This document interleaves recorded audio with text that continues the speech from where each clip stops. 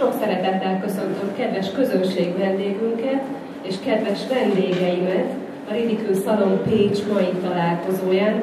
Ez a 14. pécsi szalon, és mintegy másfél éve, körülbelül havonta találkozunk nem ezen a helyszínen, megbeszélve azokat a témákat, amelyek úgy az utcán heverve bennünket érdekelnek. Alapvetően egy női szalon, az ötlete Plati Ildikótól származik, aki nézte a televíziós műsort, és arra gondolt, hogy hölgyek és urak bátran összejöhetnek televíziós műsoron, magazinon túl, és megbeszélhetik mindazokat a témákat, amelyek őket érdeklik.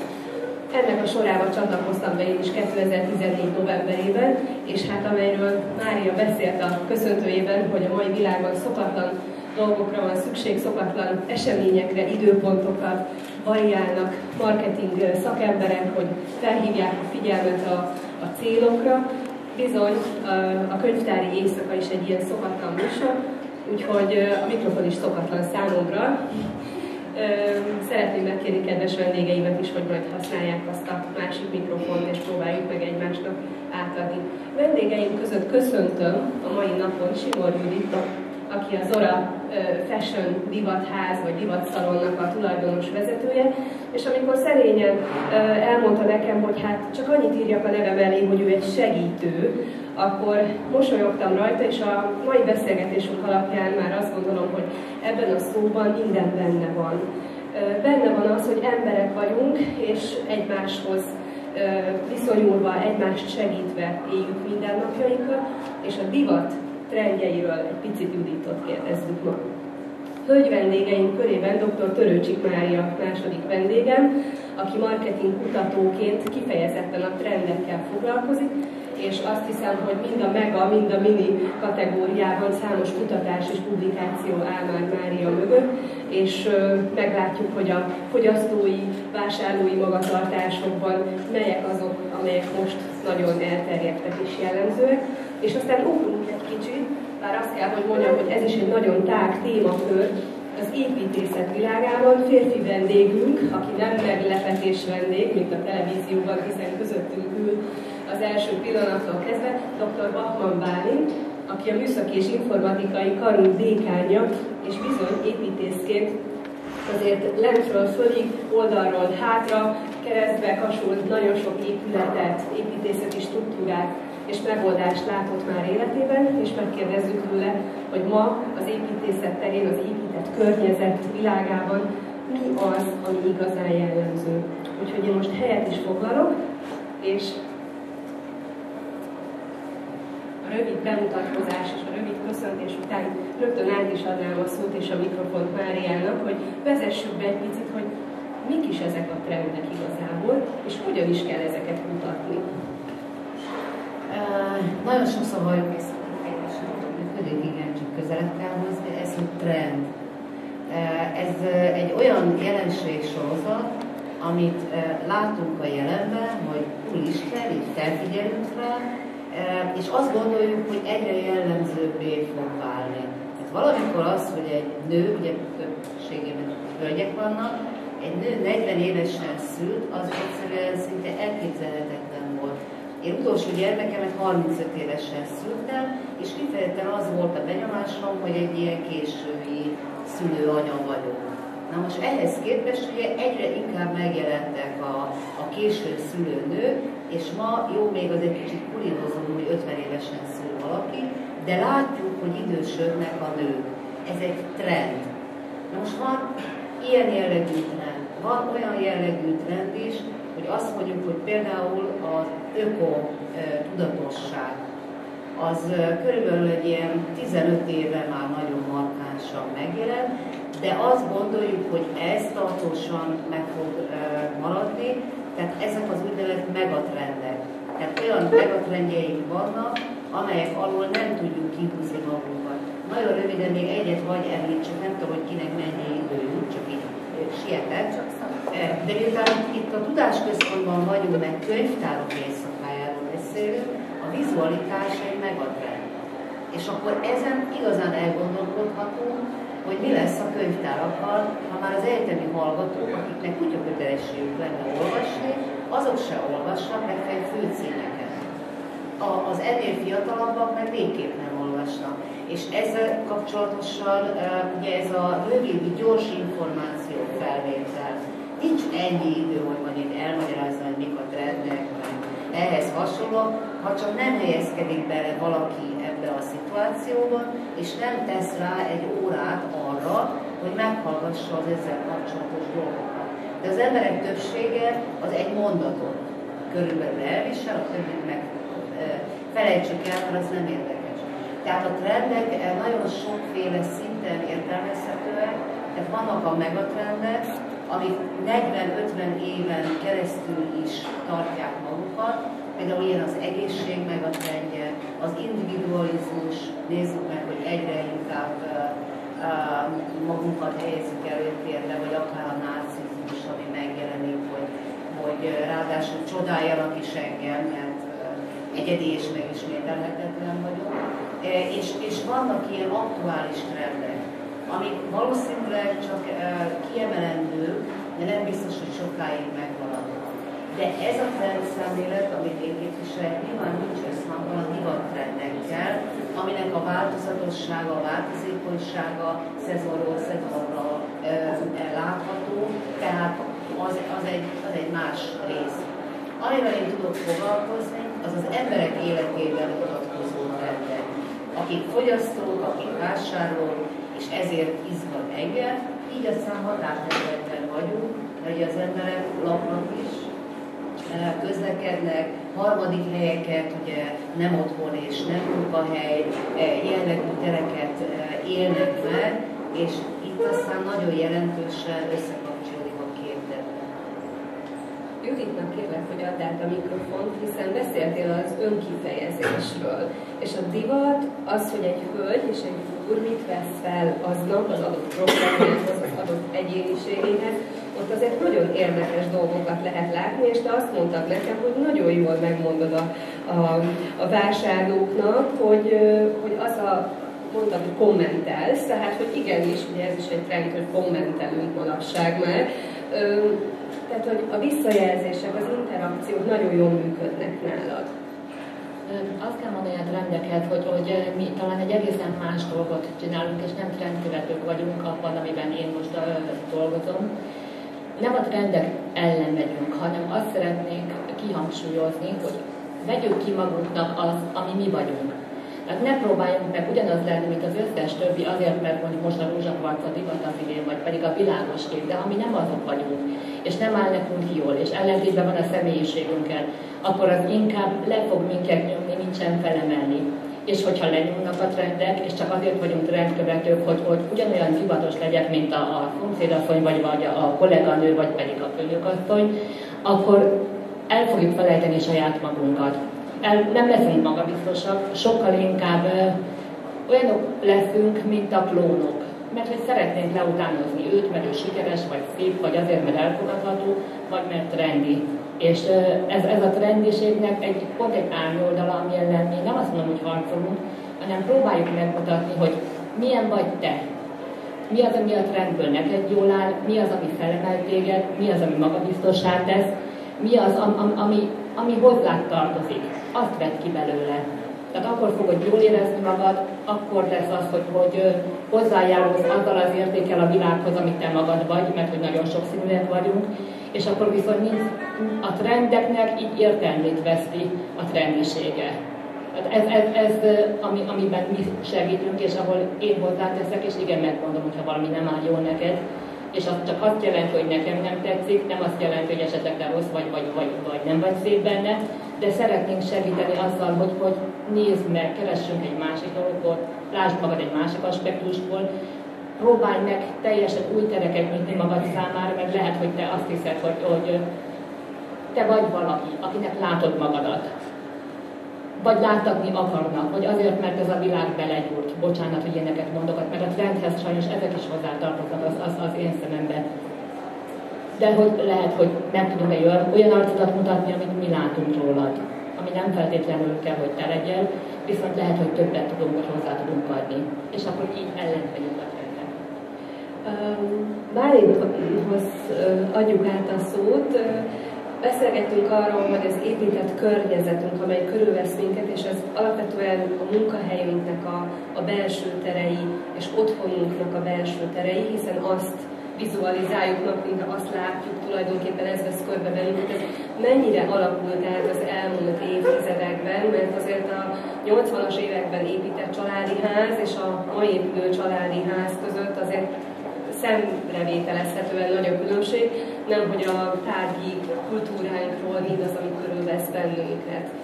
Mit látsz ebben? Először is köszönöm a lehetőséget és a felkéréskor őszintén térdre meg is fogott el, hogy hölgyeknek kell a divatról, a trendről beszélnem, de szerencsére urak is vannak, megbocsátódnak majd, meg ugye el is a hölgy vesz körül a munkahelyen is, építészek között, nem ritkán között, a hallgatók között sem, meg ugye otthon is el vagyok látva hölgyekkel, ezért van bizonyos rálátásom a trendekre, és az én élettereimet is, vagy a mozgóknak, azok a terekben, ahol dolgozom, tehát ráhatással a hölgyeknek, tehát ebből a szempontból kicsit fel vagyok oldódva.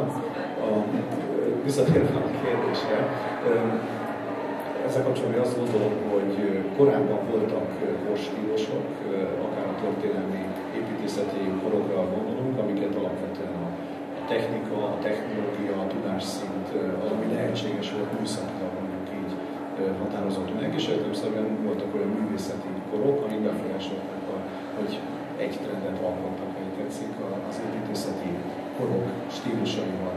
Ez tulajdonképpen már, ha úgy tetszik, megszűnt, és inkább egyfajta életmód, és itt kapcsolódik a kérdéshez, ez egyfajta életmód, egy életfelfogás, egy attitűd az, ami meghatározza, hogy milyen terekben mozgunk, élünk, lakunk, illetve dolgozunk.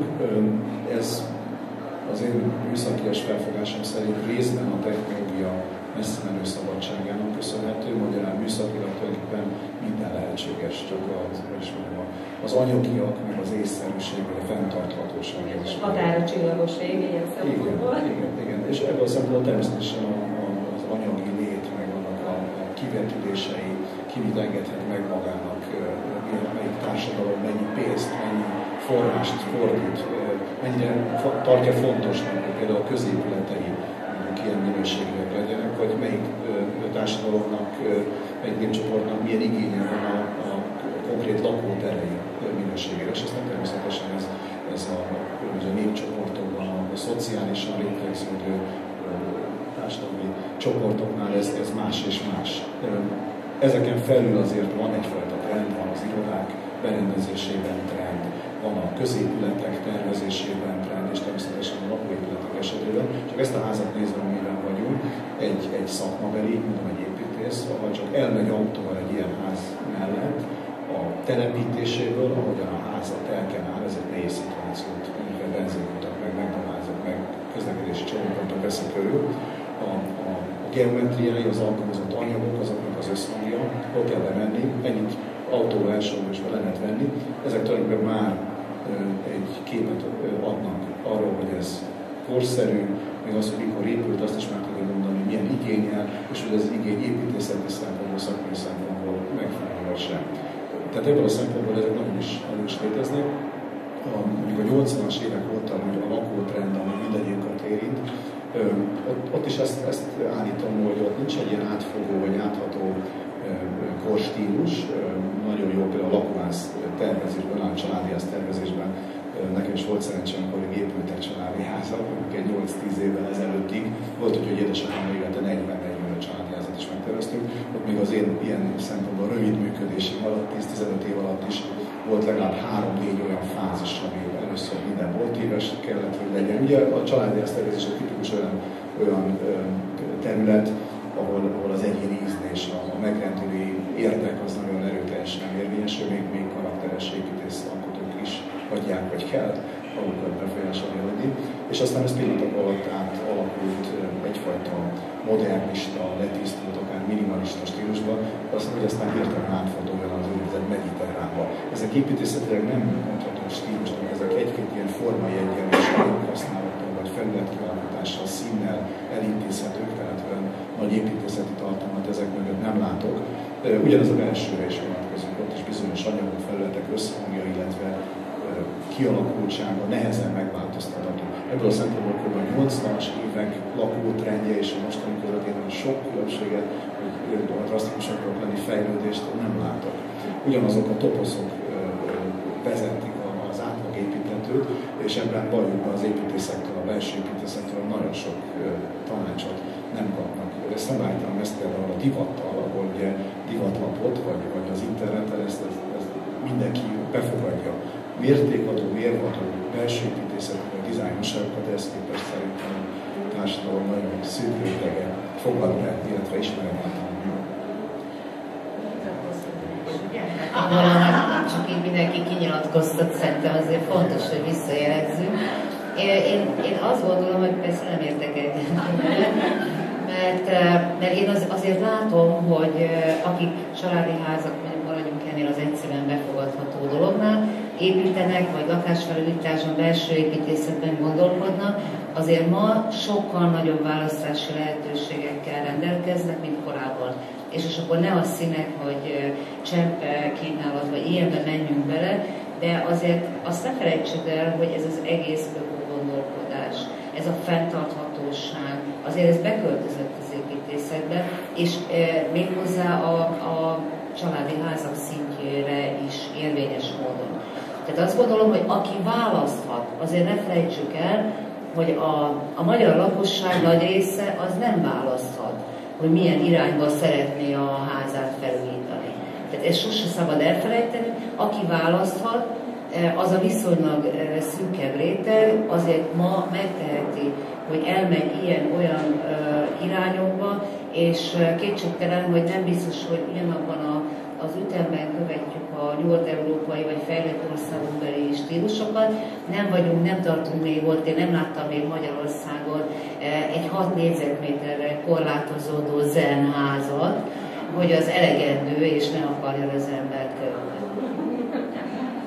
Nagyon érdekes egyébként az öko, a bio és ez az egész naturalitás trendje, ez gyakorlatilag szinte mind a 3 területet, vagy nagyon-nagyon sok területet átsző. Tehát azért van biopamut, olyan anyagok kellék, amelyekre hát hétköznapi életünkben sokszor csak rácsodálkozhatunk, tehát és ugyanígy a házak és egyéb bármely más fogyasztási cikkek, vagy az autók világában azért ez egy nagyon erősen meghatározó trend, és mégis valóban nehezen tudunk eredményeket elérni ebben a vonatkozásban.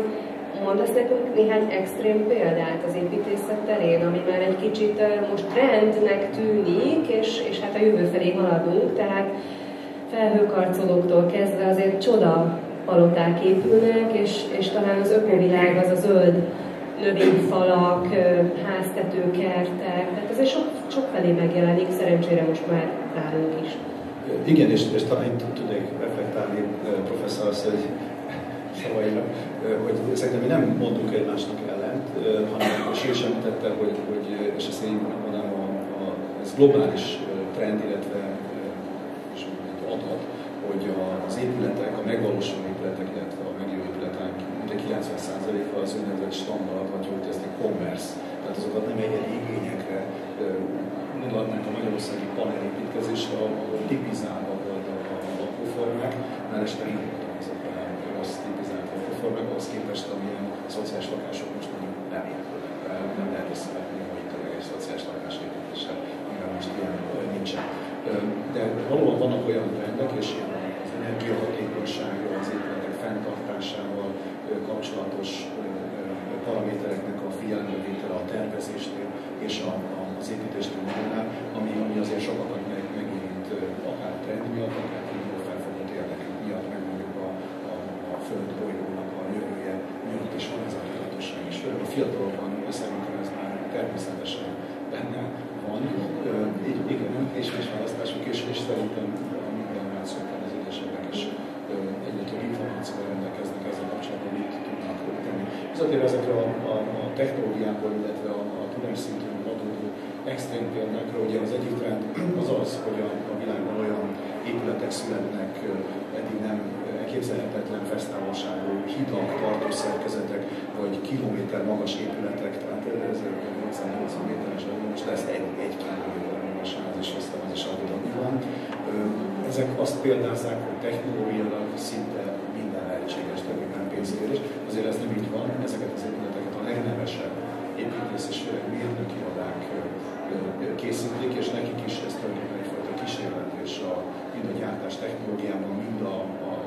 tarifelelésben, a beüzemelésében gondoljuk bele ezeknek az épületeknek már csak a liftjeik nem tudnak úgy üzemelni, mint egy hagyományos lift, például szennyvíz elvezetésük, az egy rendkívül bonyolult folyamat az épületen belül, aztán azon kívül is, tehát ilyen banális problémákkal is meg kell küzdeni.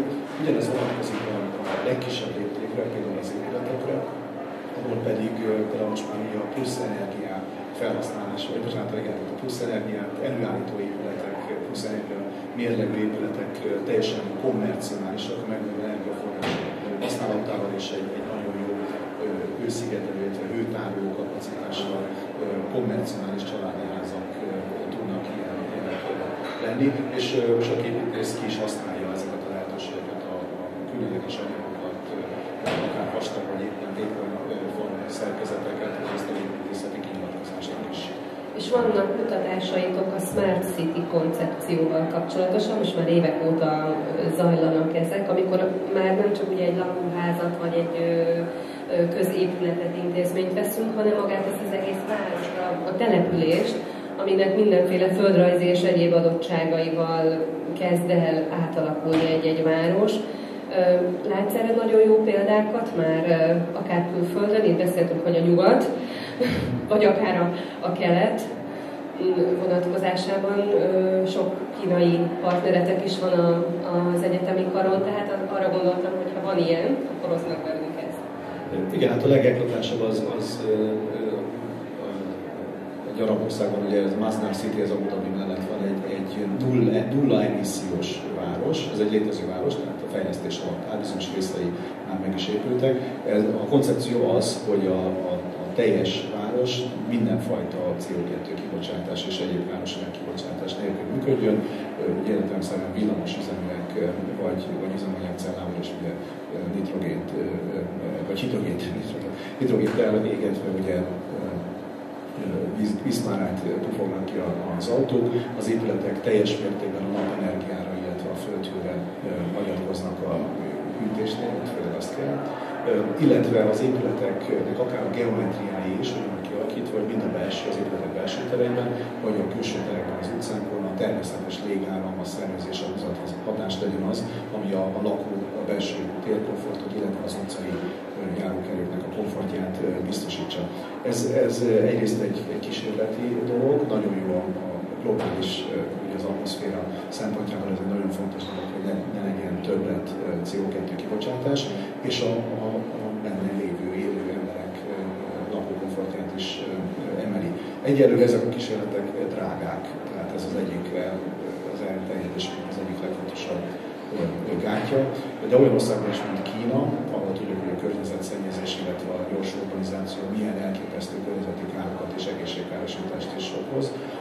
Ott például az építészképzésben ez egy nagyon komoly téma, és amit említettél, hogy közös projektjeink vannak, a hallgatóink most már harmadik éve, találkozás kollégáik már utazott el 3 hallgatóval Kínában, ahol konkrétan iparvállalatok, építőipari kivitelező óriás cégeknek a megbízásával konkrét fejlesztési terveken gondolkodnak, ilyen brainstorming, ilyen együttgondolkodás keretében építészek, mérnökök, közgazdászok, szociológusok, és ebben akkor szerencsét többében részt venni. A díjazás ezeknek a hallgatóknak, csak milyen más kultúra, az az, hogy utána egy jó állást kapnak ezekben a cégekben.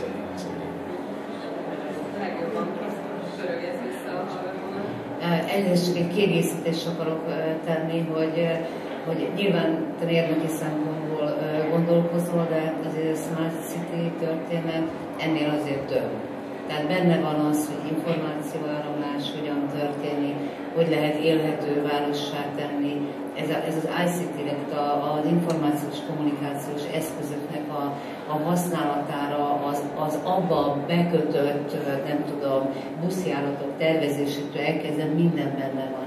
Tehát, hogy ez egy igazán szép program. Mi is fogunk állítólag mindjárt Smart City lenni. Pécs, tehát akkor vélelmezhetően már azok vagyok. Köszönöm. Hát akkor szerintem ezt a fejlesztést mondjuk is vissza, mert hát már mindent tudunk.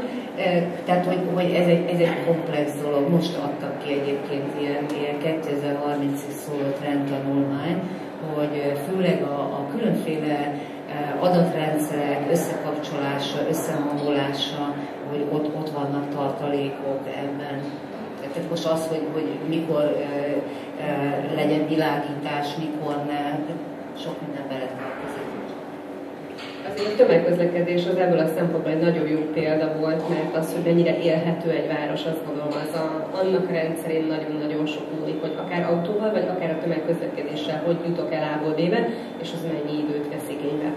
A külföldi példák sorát folytassuk Judittal, hiszen a ruháidnak a döntő többsége az nem Magyarországon készül, bár egyedi tervezésekkel és magyar barodával is van kapcsolat, és saját anyagokkal és saját tervezéssel is foglalkozol. Mit látsz a külföldi, olasz, francia modellek magyarországi bevezetésével, hogy mennyire vagyunk lemaradva, vagy vagyunk egyáltalán lemaradva azokkal a divat trendekkel szemben?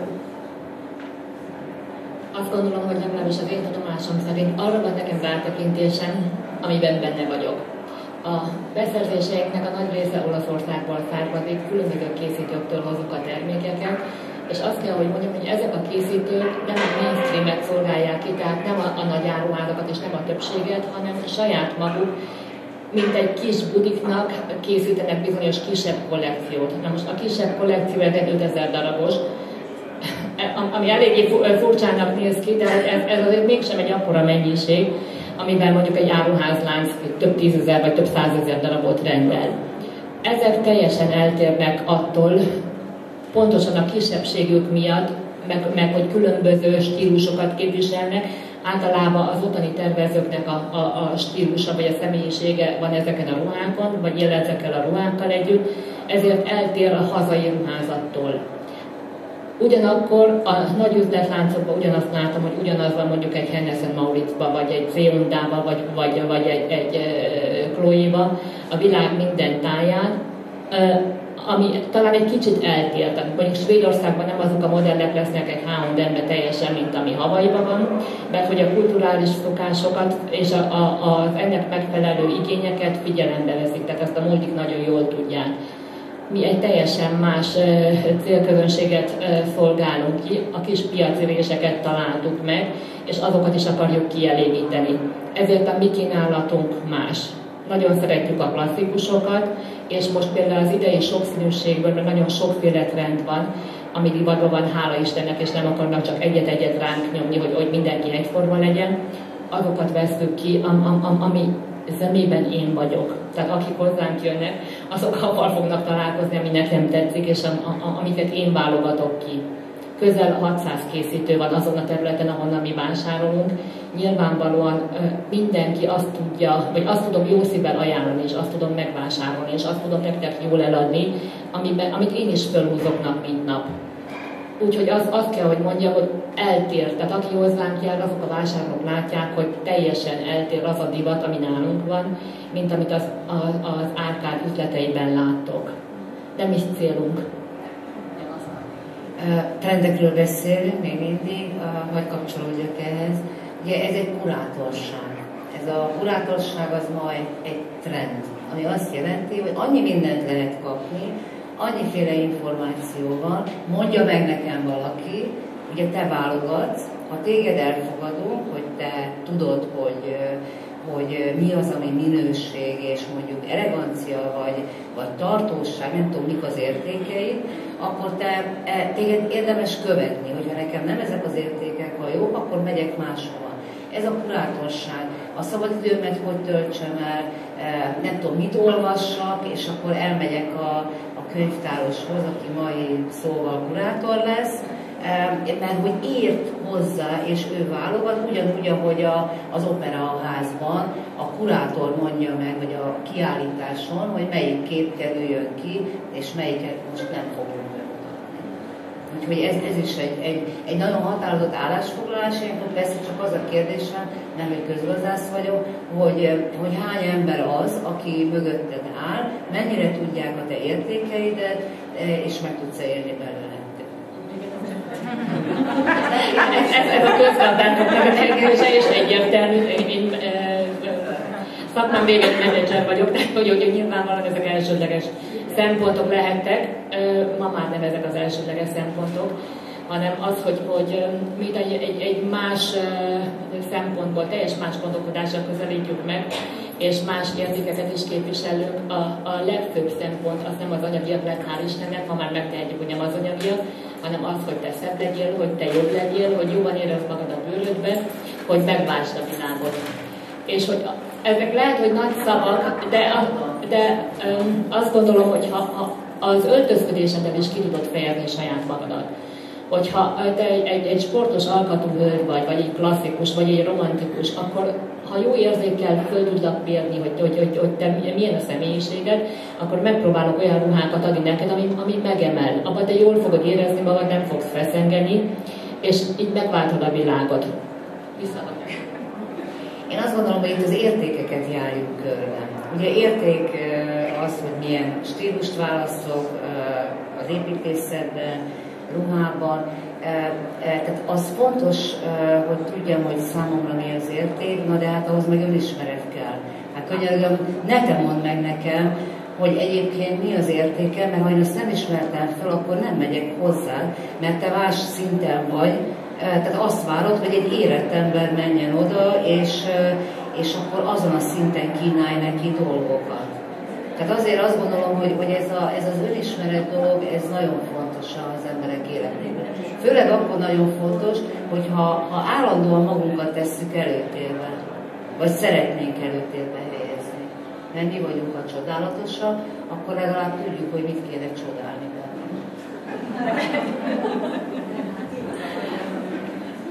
Azt gondolom, hogy az önismereti oldalban óriásira meglátszik az, hogy ki az, aki bátorkodik ahhoz, hogy tükörbe nézzen és elmenjen akár egy ilyen divat tanácsadásra, vagy kinyissa a gardrób szekrényét, és azt mondja, hogy ez vagyok én, és belenéz, és végignézi, és kivágja a felét, vagy akár a 100%-át. Tehát ez már valóban az emberi mögöttes értéktartalom, ami talán visszacsempészhető, mert én ebben bízom, tehát ugyanúgy, ahogy a beszélgetés, az élő emberi szó és figyelem, amikor ezt a 3-4 órát azt arra szálljuk, hogy egy adott témát megbeszélünk, mint a szalonokon. Beszélgettünk a ruhák kapcsán még arról, hogy számomra van egy nagyon kedves fogalom, és ez a mívesség. Tehát, szereted azt, hogyha egy öltözet az míves. Dolgoztok technikákkal, trendi eljárásokkal? Elsősorban olyan helyekről vásárolunk, akik mívesek. Tehát aki egy kicsikét többet ad, tehát amitől megint csak több lesz, én valószínűleg minden alkalommal vissza fogok erre térni, hogy a kezembe adjátok a mikrofont, mert hogy ez vagyok én. A mívesség nagyon sokat számít, a kézimunkának értéke van. Ezt mi valahogy Magyarországon elvesztettük, vagy talán újra kezdünk, most trend kezd lenni, hogy újra előhozzuk ezeket a dolgokat, hogy újra visszanyúlunk a régihez, hogy nagyon sok helyen értéket vesztettünk, és talán ezek hozzák azt elő, hogy kezdjük értékelni nagyanyámnak a csipketelítőit, hogy újra elkezdünk feldolgozni, újra hasznosítani, és ezek számunkra fontosak. Igen, olyanoktól vásárolunk, akik ezt a fajta mívességet beleteszik, hozzáteszik. Tehát nem az a cél, hogy egy olyan ruhát vegyek, amit mindenhol megkapsz, mert könnyű megcsinálni, mert olyan az anyaga, ami olcsó, hanem az a cél, hogy jól érezd benne magad, és jól fogod érezni magad benne, ha az a picit hozzárakják, az az ember, aki a kezével dolgozik, vagy aki szereti a munkáját. Megint vissza fogunk térni az értékekre, sajnos akárhányszor tényleg ide adjátok ezt a mikrofon, úgyhogy mi azokat az embereket keressük meg, mert ez megint csak én vagyok, és ez fontos nekem, és szeretném továbbadni és megosztani veletek, hogy akik bejönnek, ezt érzik minden egyes darabon, amit elvisznek, hogy pont az a pici van benne, hogy az az ember, aki azt a gallért kiszabta, az nem csak odavágott egy gallért, meg aki már az anyagot megtermelte, az nem csak egy poliesztert adott, hanem igenis dolgozott a lennel, igenis számított az, hogy ki fogja viselni, igenis, hogy hozzáadott értéke van. Tehát ez a mívesség az ezt jelenti elsősorban. Nem csak a kézi munkát, hanem a munka szeretetét, ami benne van abban a ruhában, vagy benne van abban a tárgyban, akár egy építésznél, vagy akár egy trendkutatónál. Tehát mindenkinek megvan az, amiért leszületett. lehet, hogy ez sokaknak furcsán fog hangzani, de pontosan azt tudjuk jól csinálni, és az a szeretet benne van minden egyes darabunkban, a ruhánkban, a nadrágunkban, az épületünkben, az ételünkben, és ilyen módon azt gondolom, hogy ezekre szükség van. Mi ezt szeretnénk újból megmutatni és megosztani, mert mi ezt szeretjük. Nem annyira szakértőként, de azért megkérdezem a Bálintot, hogy a férfi divat ma, amiben élsz, amiben szeretsz lenni, ruházat, az könnyen elérhető és könnyen kiválasztható? A férjemnek gondjai vannak a minőségi férfi öltözetben. Nem tudom magamról megítélni, de mondjuk, hogy ebben én elég konzervatív vagyok szerintem, tehát nekem azt tetszik, ami bevált, a minősége arra próbálok adni, tehát bizonyos márkákról elhiszem, hogy azok jók, és akkor veszek, amikor elkopik. De hogy különben ezt szeretem mondani, hogy bizonyos tárgyak, és ez nem feltétlenül csak az épületek, mert mondjuk abban sok nincsen birtokomban, vagy nem szeretnék a sokat beszerezni. Bizonyos tárgyak fontosabbak szerintem, bizonyunknak, nekem még ilyenek a cipők. Nem szeretek sokat, de amit voltak, mindig azt hallom, és még később vagyok nagyon jól kipucolni is, vagy rajta majd is olyan. Tehát szerintem nekem ennyiben megáll, és hát aztán, ahogy mondtam, 3 nővel élek együtt, akik aztán megmondják nekem, hogy azt a hőszmosabban többet nem lehetett fölmagosodókat. Tehát, hogy is mondjam, gerjesztik a hiúságomat ezzel kapcsolatban, de nekem például van egy tárgy, vagy egyfajta eszköz, amilyen kiélem az ilyen önkifejezések, ezek az autók, amikből meglepő módon hát alapvetően megbízhatatlan rosszak és öregek tetszenek nekem, amik értelemszerűen valami más dizájn ikonként működnek, ezért aztán szintén otthon megmondom magam, de sokaktól kapom azt vissza, hogy trendik az autóim, és más is szívesen megvett volna, csak soha nem mondott ezt komolyan. Mária, mitől függ az, hogy elhisszük egy márkáról, hogy az jó és jó minőség? Hát, ez embere válogatja. Tehát vagy néz egy reklámot, és azt mondja, hogy ez jó, ott megerősítették, és megvásárolja, leginkább a tapasztalat az, ami segít, de manapság egyre jobban az is számít, hogy mit jelent vissza a környezet. Most a fiatalokra gondolok elsősorban, nekik napi problémájuk, hogy öltözzenek, és hogyha az a visszajelzés, hogy szelfiznek, és akkor hányan lájkolják, és jelzik, hogy na ez igen, ez jól választottad, akkor ez a visszaigazolás fogja eldönteni, hogy jó vagy nem jó. Tehát ugye tehát ezért mondom, hogy mindig trendek meg ellentrendek vannak. Van ez a műves, értékkövető magatartás, ami belső értékekre vonatkozik, és van egy sor olyan magatartás, aminek az a lényege, hogy kívülről mit mondanak. És hát ennek azért nem elhanyagolható szerepe van. Tehát ez egészen egyértelmű, főleg fiatalabbaknál, és főleg akiknek mondjuk nincs önértékelésük, önbecsülésük, nem tudja még, hogy tulajdonképpen mit szeretne. A hírleveletekben, a trendinspirációban olvastam egy nagyon érdekes jelenségről, amelyet azt hiszem, hogy álvásárlásnak fogalmaztatok meg, tehát amikor úgy majdnem vásárol valaki. Mesélsz erről egy kicsit, erről a dologról, mert azt hiszem az online tér hozta ezt elő. Hát nagyon jelentősen megváltozott az életünk az információs, kommunikációs technológia hatására, muszáj így végig mondanom, de mondhatnám, hogy okostelefon vagy internet, és akkor mindenki érti. Tehát van számos olyan megoldás, ami furcsa új magatartást eredményez. Ez az álvásárlás például a fiataloknál jellemző. Ugye mondjuk elmegy, megpróbál ruhákat, jól lefotózza magát, szelfiket készít, és valahogyan úgy posztolja, mint hogyha az övé lenne. És akkor még értékelteti is a többiekkel, hogy ugye ez a szín a legjobb, és ugye milyen jól választottam. Ettől megnyugszik, ez elegendő, és nem veszi meg azt a bizonyos terméket. Tehát álvásárlóvá válik, sőt rá fog kapni, hogy nem is kell megvenni, hiszen azt a plusz érzést, hogy ő milyen jól választott, azt megkapja a többiektől virtuálisan. És már holnap jöhet a következő. Tehát ugye pörgünk, tehát ez egy egészen másfajta életszemlélet. De egyébként, ha kiterjesztjük ezt az álvásárlást, mondhatnám, hogy nagyon gyakori manapság a nem vásárlás. És arra is számos példa van, most nem akarok nagyon belemenni, de például nem építünk lakást, hanem nem tudom, valamilyen rendszeren keresztül, Airbnb-t mondjuk lehet így említeni, elcseréljük valakivel. Egy hónapra, vannak ugye filmek is ilyenek, vagy nem veszek autót, mert az Uber, az Oscarra, nem tudom ki, az majd elvisz valahova.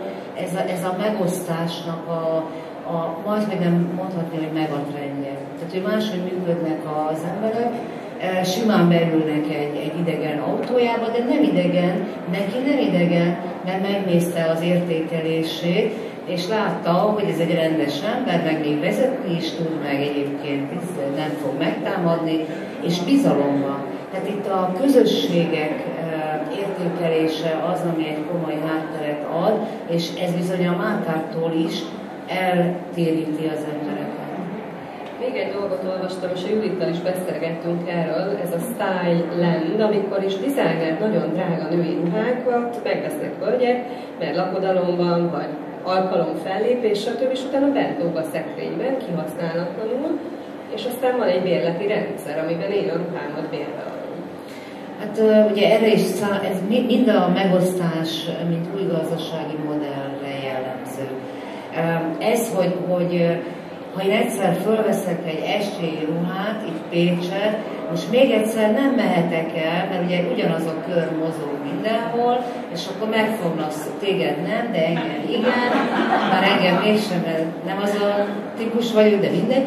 Tehát, hogy még egyszer nem vehetem föl, és akkor vannak erre szolgáltatások, itt Magyarországon mondjuk nem tudok róla, de az USA-ban működő rendszer, sőt, már egy nagyon komoly rendszerré fejlődött ki, hogy kifejezetten alkalmi ruhákat lehet kvázi bérbe venni, és utána visszaszállítjuk, és attól függ, hogy tisztítással együtt vagy nem, mennyiért kapom meg azt a ruhát.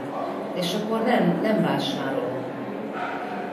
Szerintem ez egyébként jó dolog, mert ugye nem kell, hogy lógjon a szekrénybe az, aminek nem kéne ott lógni. Lóg elég sok mindent így is, hogy ezt legalább megúszunk. Tehát ilyenek tehát hogy mondjam, a jelenség szintjén van ez, hogy mit csináljak az estélyi a problémával, a magasabb, az átfogó szinten, meg ez a megosztás közgazdaságtani hatása látszódik. Tehát, hogy így több szinten működik.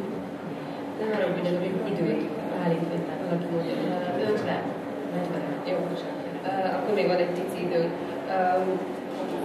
Utána olvastam magamat is most már ebbe a trendbe, építembe, hogy adományozok.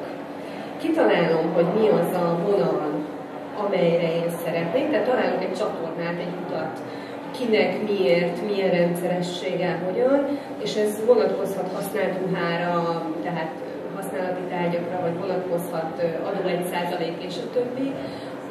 Nálad, és olvastam is erről a karitatív szemléletről, hogy ez mennyire egy nagy bummal indul azért, vagy bővül. Nálad olvastam egy korábbi interjúban, hogy van egy special fashion, vagy volt egy koncepció, amiben fogyatékkal élők ruházkodás, a divat tanácsadása volt. Mesélj erről a projektről egy kicsit. Ez annyiban volt érdekes, hogy mi általában nem adunk ruhát senkinek. Ez nagyon rosszul hangzik, tehát így nem adjuk ki a ruháinkat divat bemutatóra, erre-arra. Viszont itt is az értékek számítanak, vagy voltak fontosak, hogy ezt megkerestek minket. Sokszor megkerestek, hogy szeretnének különböző alkalmakra ruhát elvinni. És ez a special fashion azzal foglalkozik, hogy rokkantaknak, vagy szellemi sérülteket tart össze, és egy közösséget alakít. És szerették volna megmutatni, hogy ők is tudnak csinosak lenni, szépek, jól öltözöttek, és megkerestek, hogy ők csinálnának egy divatbemutatót. A világban erre már több precedens is volt, mutattak filmeket, és úgy gondoltuk, hogy milyen emellé oda tudunk állni, és szívesen oda tesszük magunkat. Nagyon érdekes volt. mert hogy ugye rögtön szembesültünk azzal, hogy milyen hiányosságai vannak az üzletnek, mert hogy majd nálunk fognak jönni ruhát próbálni, mielőtt ez a divat bemutató megszületik, hoztak magukkal egy stylistot, és én is segítettem az öltözködésben, hogy mindenki megtalálja saját magához illő darabot. Hát az első pillanatban volt, hogy egy kerekesszékekre jöttek be a többsége, és nem volt alkalmas a boltunk arra, nem készültünk föl, hogy be tudjuk őket fogadni. Nagy szerencsére hatalmas nagy próbafülkénk volt még a tavalyi évben, tehát oda a kerekesszékkel be lehetett menni, de ez ugye nem tervezett volt, nem volt tudatos, úgyhogy el kellett gondolkodnunk azon, hogy mit kell változtatnunk, hogyha mi őket szeretnénk szintén a vevőink között tudni. Nagyon jó volt öltöztetni őket, meg érdekes, ezek az emberek valahogy kevesebbnek gondolják magukat az átlagnál, és természetesen mi magyarok rá is teszünk erre, mert hogy különleges embereknek tartjuk őket, akik vagy felelünk, tehát nem tudunk természetesen viselkedni velük, és ugye ezekkel a szorongásokkal jöttek be az üzletbe, hogy nem ismertek választani. Még azok sem, akik egyébként főiskolát, egyetemet végzett értelmes emberek, tehát közülük is igazán értelmes emberek voltak, ők is saját magukat leértékelték, és nehezen nyúltak hozzá, és boldogság volt őket öltöztetni. Pontosan a válság miatt, hogy erőt lehetett adni, hogy meg lehetett mutatni, nehezebb volt maga a művelet, mert nehezebb volt ráadni egy ruhát, mert nehezebb volt mozgatni, viszont hoztak segítőket magukkal.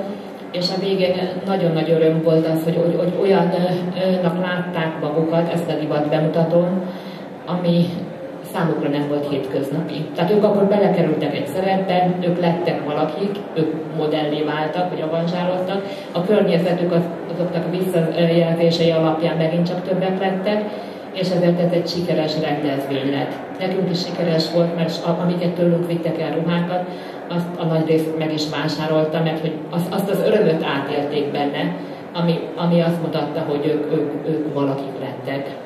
Egyébként szeretünk adni, és mitán másképp gondolkodunk, nálunk biztos tudjátok, nincsenek leértékelések. Tehát nem azzal dolgozunk, hogy árengedményeket adunk, hanem amik megmaradnak ruhák, azokat általában összegyűjtjük, és évente egy alkalommal, általában karácsonykor, mert ugye akkor vagyunk adakozókban, azt valamelyik árvaháznak adjuk. Úgyhogy így ilyen módon próbálunk kicsit a társadalom hasznára is lenni és segíteni, és másképp gondolkodni, és nagyon reméljük, hogy többen fognak utánunk jönni.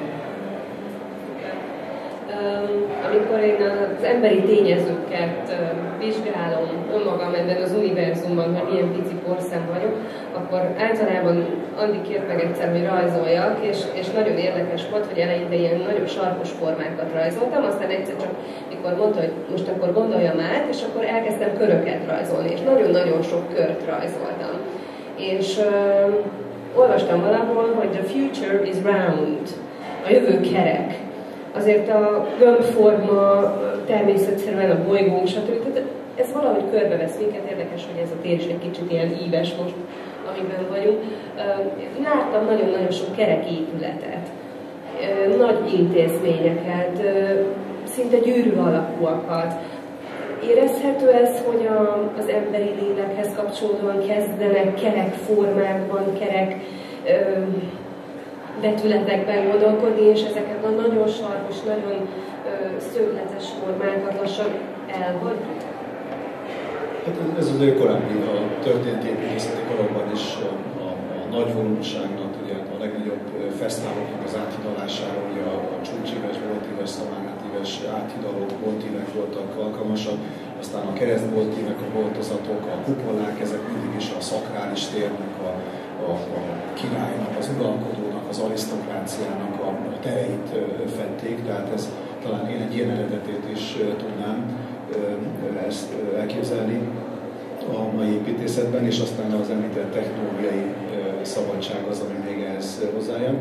De igen, van egy olyan építészeti trend, és hát ennek egy eklatás képviselője, egy hölgy, aki sajnálatos módon épp nem régen hunyt el, Zora Fashion, iraki származású brit építész, az első női Pritzker-díjas, ő is mondják a Pritzker-díjat, hogy ez a Nobel-díj, az építészet Nobel-díja, nagyon 65 évesen hunyt el, teljesen váratlanul.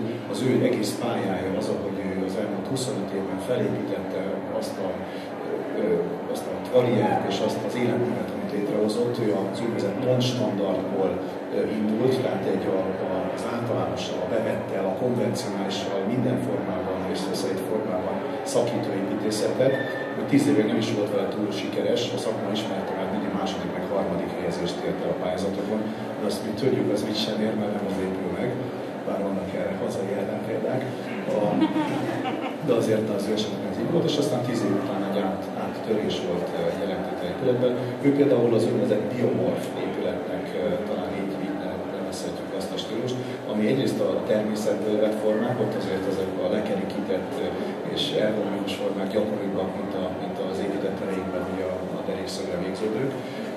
Én innen is eredeztetem ezt, de van ebben egy olyan is, hogy főleg a szakrális terekre, a közösségi terekre, a befogadásra, a térérzetükre hatással van az, hogyha tulajdonképpen a térnek a vége, a sarkai eltűnnek. Ez a kerek vagy a biomorformák esetében maximálisan előáll, és szintén a mai technológia, az anyagok, a szervezetek alkalmasak arra, hogy ne csak az egyik dimenzióban görbüljenek, hanem akár mindegyikben ezek a felületek és szerkezetek.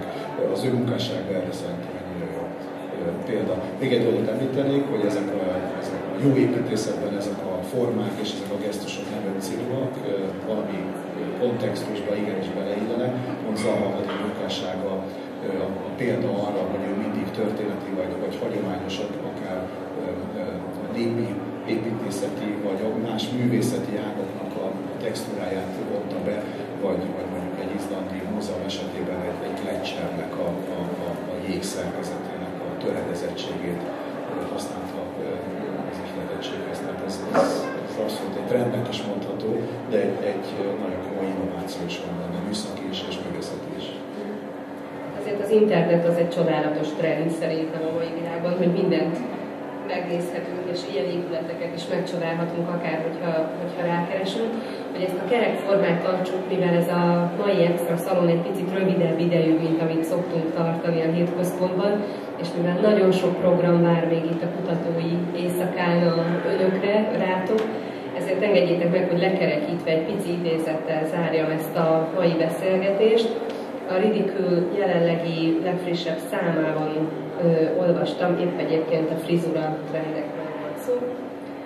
Magyar nők ezrei vágatták gömbölyű fejbubosra és ritkított tarkójúra a frizurájukat, míg nem minden metróállomáson magukkal úsztak szembe a mozgó lépcsőn. Tapasztalatból tudom, mert én már megpróbálom kinöveszteni magam ebből a neobobból, ami tényleg nemzeti viseletté válik lassan. Most találkoztam Párizsban élő barátnőmmel. Ott azt mondja, nincs hajdivat. Kinek mi a mániája, olyat növeszt a fejére. Viszont mindannyian minden nap megmossák, és vörös rúst hordanak hozzá. Jön a tavasz, ki lehet próbálni. Nagyon szépen köszönöm vendégeimnek, Simor Juditnak, Törőcsik Máriának és Bachmann Bálintnak, hogy elfogadták a meghívást.